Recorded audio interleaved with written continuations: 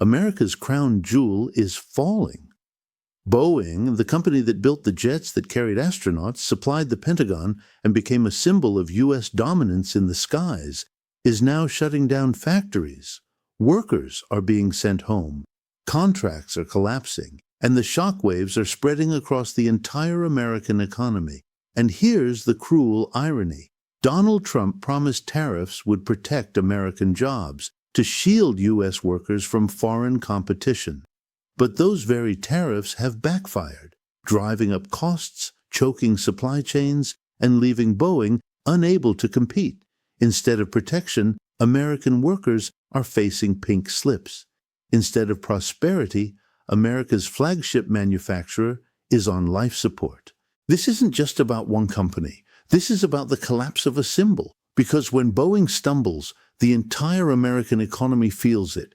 This is a company so deeply tied to U.S. industry, military contracts, and global influence that its decline isn't just a business story, it's a national crisis. And the winners? They're not in Seattle, they're not in Wichita, they're not in Detroit, they're in Canada, in Europe, and in Asia. Rivals like Airbus, Bombardier, and Comac, who are already seizing the contracts Boeing can no longer fill. Trump promised to make America strong. Instead, he handed its greatest rivals the keys to the future of aviation. And for thousands of American workers, the cost isn't measured in numbers. It's measured in lost jobs, shuttered factories, and broken communities. So how did this happen? How did a policy meant to save America's workers end up crushing them instead? And what does Boeing's collapse mean for the future of U.S. power in the world? To answer that, we need to start with what Boeing represents, not just as a company, but as the beating heart of America's industrial might.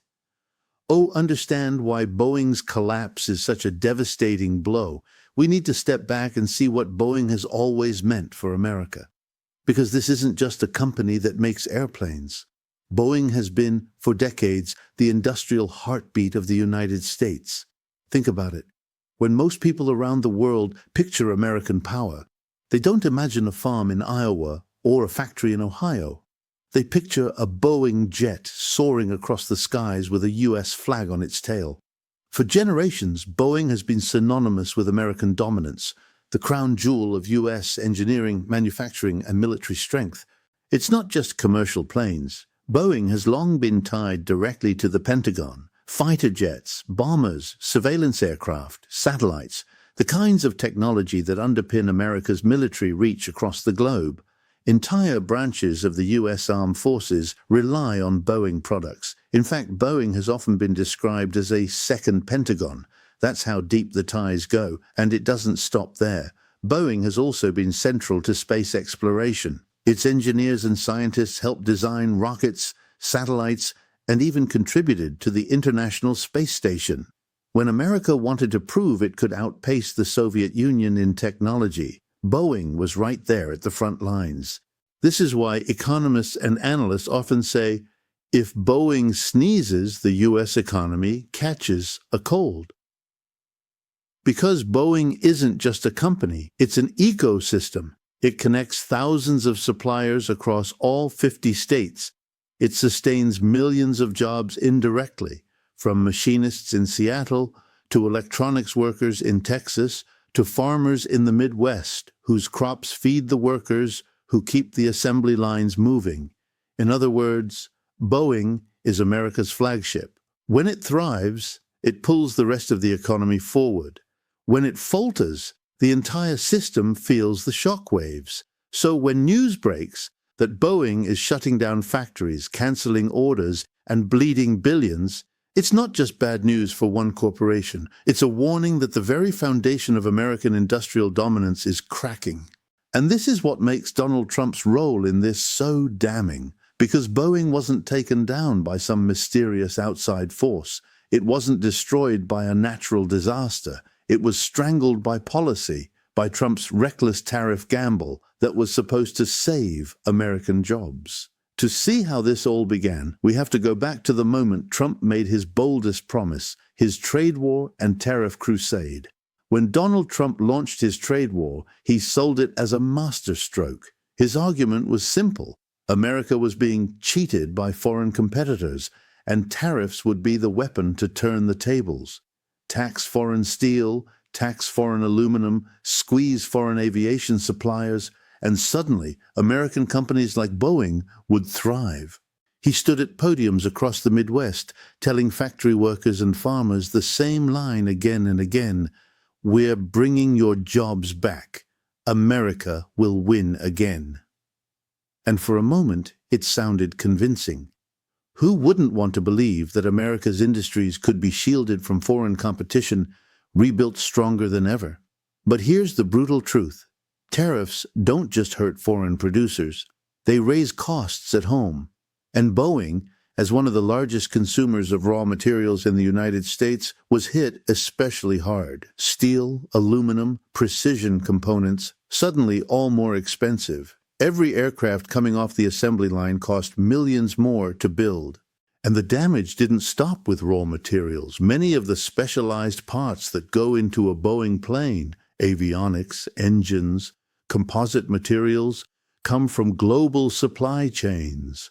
Tariffs tangled those supply chains in red tape and added costs at every step.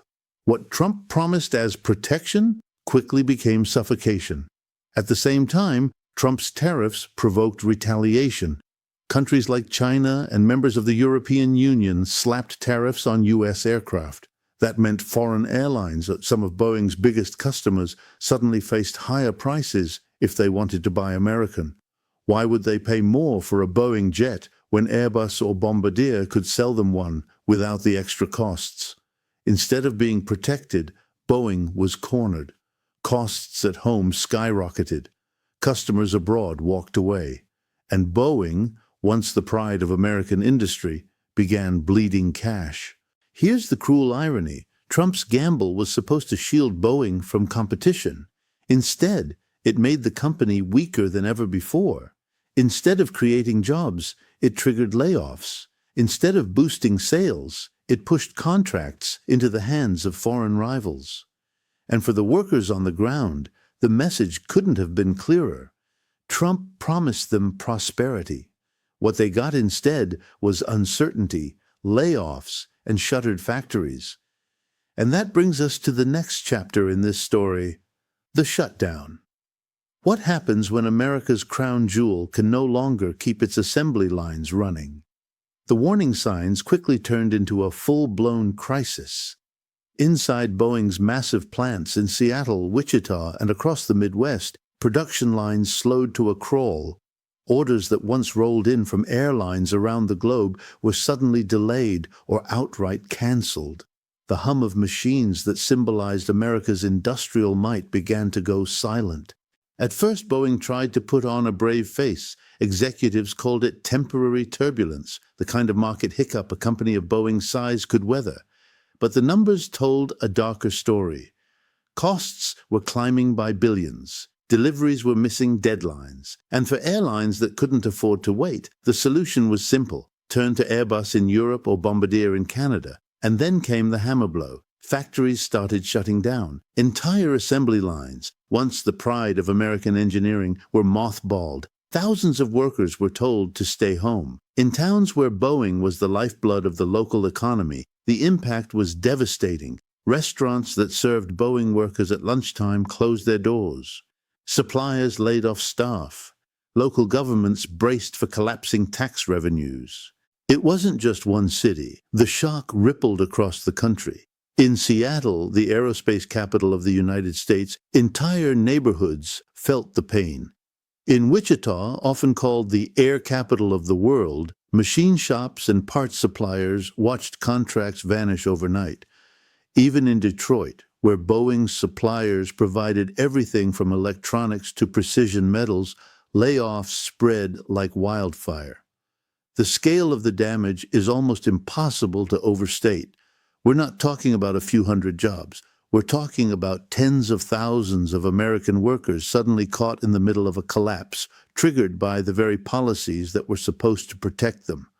Analysts estimated losses running into the tens of billions of dollars, not just for Boeing, but for the entire ecosystem of small businesses and contractors that depended on it.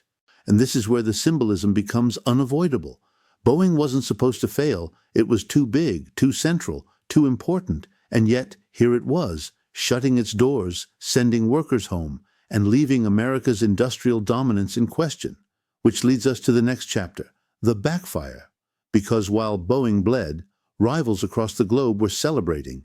Donald Trump promised that tariffs would rebuild American industry, protect U.S. jobs, and restore Boeing's dominance. But instead of shielding America's crown jewel, his policies had the opposite effect. They didn't just wound Boeing, they opened the skies to America's rivals. Because while Boeing factories slowed and orders stalled, competitors were waiting, and they wasted no time stepping in. Europe's Airbus was the biggest winner. For decades, Airbus and Boeing had been locked in a fierce duel for dominance of the global aviation market. When Boeing stumbled, Airbus surged. Airlines that had long split their orders between Boeing and Airbus began leaning heavily toward Europe. In 2019 and 2020, Airbus overtook Boeing in deliveries for the first time in years. And that lead only grew as Trump's tariffs made American jets more expensive and less reliable. Airbus didn't just take orders, they took prestige. They became the safe bet for airlines tired of uncertainty. Canada's Bombardier also found itself in the spotlight. Once dismissed as a minor player, Bombardier seized contracts for regional jets that Boeing could no longer fill on time. The irony is almost unbearable. Trump, the man who mocked and bullied Canada with tariffs on steel and aluminum, ended up handing one of America's closest neighbors an opportunity to steal Boeing's market share. Bombardier positioned itself as the flexible, affordable alternative, and global carriers listened. Then came the rise of China's COMAC. For years, China's state-owned aviation company had struggled to be taken seriously on the global stage. Their C919 jet was often described as second-rate, a wannabe competitor. But Trump's trade war changed everything. With tariffs escalating and relations souring, Beijing doubled down on supporting COMAC. Chinese airlines, under pressure from their government, stopped buying Boeing and shifted to COMAC's jets. Suddenly, a company once seen as an underdog was getting orders in the hundreds. And here's the twist. This wasn't just about China keeping business at home. Other Asian nations began looking at COMAC as a cheaper, politically safer alternative to dealing with America. Trump's tariffs, meant to weaken China, had done the opposite. They had supercharged China's aviation ambitions. The results were devastating for Boeing. Every plane Airbus, Bombardier, or COMAC sold was a plane that Boeing didn't. Every contract lost meant thousands of U.S. workers left without jobs. And every market share Boeing surrendered tightened the grip of America's rivals over the future of aviation. Think about the irony here. Trump wanted to make America first, but his obsession with punishing allies and rivals alike ended up making America last in the very industry that once symbolized its global leadership. And this wasn't just about planes in the sky, it was about trust. Airlines began asking, if Boeing can't deliver on time, if its costs are spiraling, and if its government is unpredictable, why should we risk doing business with them? Confidence, once Boeing's greatest asset, was evaporating, and that vacuum was filled by competitors happy to take America's place. This is the backfire in its purest form. The policy meant to protect Boeing became the policy that broke Boeing. The company Trump promised to shield was left gasping for air, while Airbus, Bombardier, and COMAC soared higher than ever. And that brings us to the next stage, the global winners. Because while America stumbled, rivals weren't just surviving, they were thriving. As Boeing's factories slowed to a crawl, the world didn't wait. Rivals swooped in to capture the contracts, the prestige, and the profits that once belonged to America. And here's the twist. It wasn't just competitors like China. Even America's closest allies were celebrating. Canada stepped forward first.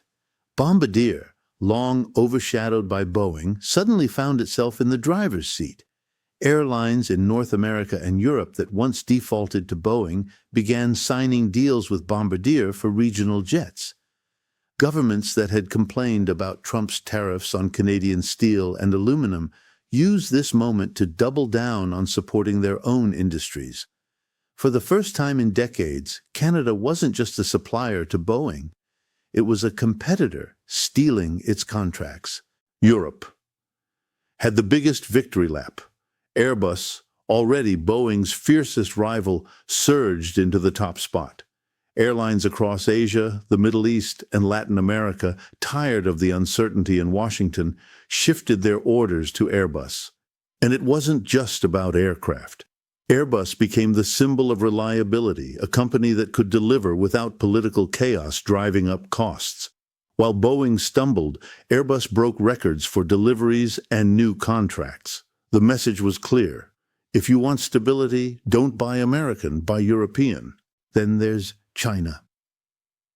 For years, Beijing had been pushing COMAC, its state-owned aviation company, as a national champion. But Western airlines were skeptical. Could China really build planes that matched Boeing or Airbus? Trump's trade war gave them the opening. Chinese airlines, following government policy, slashed orders from Boeing and shifted to COMAC. Billions in contracts that once flowed to Seattle now flowed to Shanghai. And as Chinese airlines expanded abroad, COMAC's jets began to gain legitimacy on the global stage. In Asia, the story repeated itself. Nations that once depended on Boeing for their fleets saw an opportunity to hedge against American instability.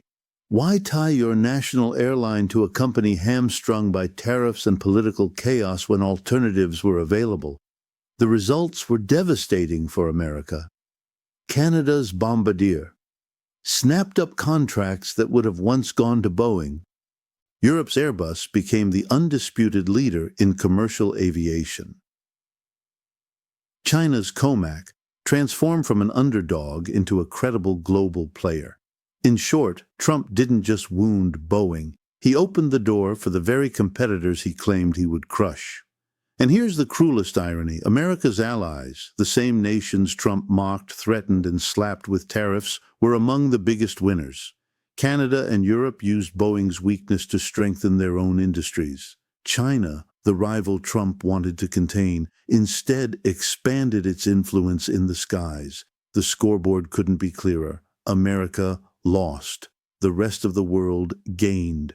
Which brings us to the next chapter, what this meant for American workers back home. Because behind the statistics and contracts are real families, real communities, and a collapsing ecosystem of jobs. While Canada, Europe, and China were celebrating, the mood in America was anything but. In Seattle, Wichita, and towns across the Midwest, workers were being sent home with little more than a box of personal belongings and a severance slip. The ripple effects of Boeing's shutdown weren't confined to one company. They spread like wildfire through the entire U.S. economy. At Boeing's flagship plant outside Seattle, thousands of machinists, engineers, and technicians suddenly found themselves without jobs. These were high-paying, highly skilled positions, the kind of jobs politicians love to brag about protecting. Now they were vanishing, not because of foreign competition alone, but because of policies made in Washington. And it didn't stop there. In Wichita, Kansas, often called the air capital of the world, dozens of small suppliers who built parts for Boeing jets saw their contracts dry up overnight. Precision shops that had survived recessions and decades of globalization couldn't survive Trump's tariffs. Layoffs multiplied. Entire family businesses shuttered. Then came the Midwest, towns in states like Michigan and Ohio, where suppliers produced electronics, avionics, and raw materials for Boeing, suddenly faced a collapse in demand. For every job lost at Boeing, economists estimate 3 to 4 more were lost down the supply chain. That meant not just thousands, but tens of thousands of American workers cast aside. And the pain didn't stop with factories. Local economies felt the shock too. Restaurants near Boeing plants, once packed with workers on lunch breaks, stood half empty. Apartment complexes built to house young engineers suddenly faced vacancies. Local governments, dependent on Boeing tax dollars, braced for budget shortfalls that threatened schools, hospitals, and public services. It was a collapse of an ecosystem, not just a company. Boeing wasn't some isolated player. It was the anchor holding entire communities afloat. When it sank, entire regions sank with it. And here's the cruelest irony of all. Many of these workers had voted for Trump. They believed his promises that tariffs would bring back jobs, that America first meant their towns would thrive again. Instead, they found themselves betrayed. Their loyalty was rewarded with pink slips, their futures mortgaged for a trade war that handed victories to America's rivals. The sense of betrayal ran deep. As one laid-off worker put it in a local interview, "I survived the 2008 crash. I survived COVID lockdowns. But this feels worse, because this wasn't an accident. This was done to us." And that's the truth. These weren't natural market forces. This wasn't an unavoidable disaster. This was policy failure, and the victims were the very people Trump swore to protect. Which leads us to the bigger picture. What does Boeing's collapse really say about America's future as an industrial superpower? Boeing's collapse isn't just a story about one company. It's a story about what happens when a superpower takes its own strength for granted. Because Boeing has always been more than jets and jobs. It has been a symbol of American engineering, American reliability, American dominance. For decades, when foreign airlines placed an order for a Boeing jet, it wasn't just a purchase. It was a statement of trust in the United States itself. Boeing was shorthand for quality, innovation, and stability. To fly American-built aircraft was to tie your future to the world's largest economy. But that reputation doesn't survive forever. It has to be earned year after year through performance, reliability, and smart policy. And here's the tragedy. Trump's tariffs didn't strengthen that reputation. They shattered it. They showed the world that American industry could be undermined by its own government, that politics in Washington could make U.S. companies less competitive, not more. And when Boeing falters, the ripple effects are global. Airbus rises, Comac grows stronger, Bombardier gains credibility. America loses not just contracts, but influence. In the 20th century, U.S. planes carried presidents, diplomats, and business leaders across the globe. They were symbols of a nation that set the rules of the international economy. But in the 21st century, those symbols are being replaced by European, Canadian, and Chinese competitors. The bigger meaning is this: Boeing's stumble isn't a fluke. It's a sign of a larger trend. America's industrial dominance is fading. Rivals no longer wait for Washington to recover. They step in, they take the contracts, they fill the void. And each time they do, America's role in the global economy shrinks just a little bit more. Think about it. If Boeing, with its deep ties to the Pentagon, to NASA, and to the global aviation market, can be brought to its knees by bad policy, what does that mean for other U.S. industries? What does it mean for autos, for tech, for energy?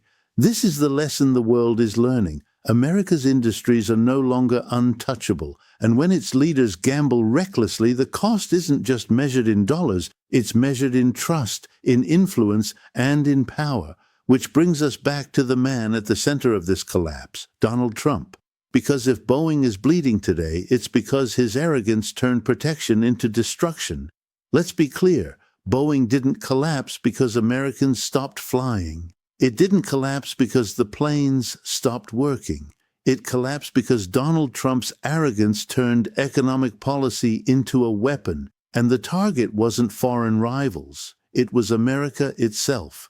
From the start, Trump sold himself as the savior of American industry. He claimed only he could protect workers, only he could beat China, only he could bring back prosperity. His solution? Tariffs, trade wars, pressure campaigns. He framed them as tools of strength, when in reality they became tools of destruction. For Boeing, the costs skyrocketed. For workers, the layoffs multiplied. And for America's rivals, the opportunities bloomed. Airbus in Europe, Bombardier in Canada, Comac in China, all of them owe their surge in part to Trump's reckless policies. He promised to make America first. Instead, he handed the future of aviation to America's competitors.